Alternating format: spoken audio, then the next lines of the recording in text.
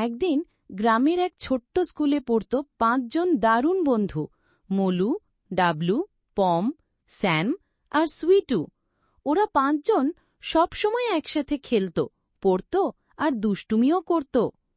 একদিন স্কুলে ঘোষণা এলো, আগামীকাল স্কুলে সাহায্য করার দিন পালিত হবে। সবাইকে কাউকে না কাউকে সাহায্য করে একটা ভালো কাজ করতে হবে। সবাই ভাবনায় পড়ে গেল, কে কাকে কিভাবে সাহায্য করবে। মলু ঠিক করল সে মাঠে পড়ে থাকা প্লাস্টিক কুড়াবে।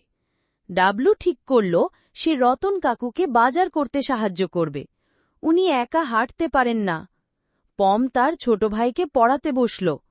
স্যাম তার ব্যবহার না করা জামা দান করল গরিব বাচ্চাদের।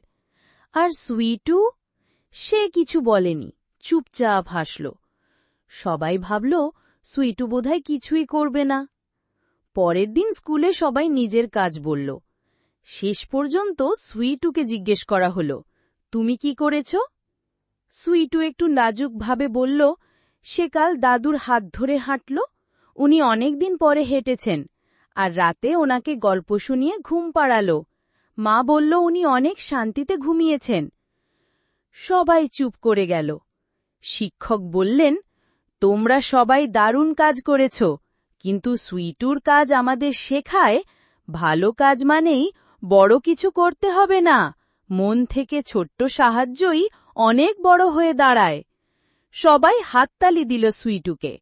৫ বন্ধু একে অপরের দিকে তাকিয়ে হাসল, কারণ ওরা বুঝেছিল সাহায্য মানে একসাথে সুন্দর কিছু গড়া।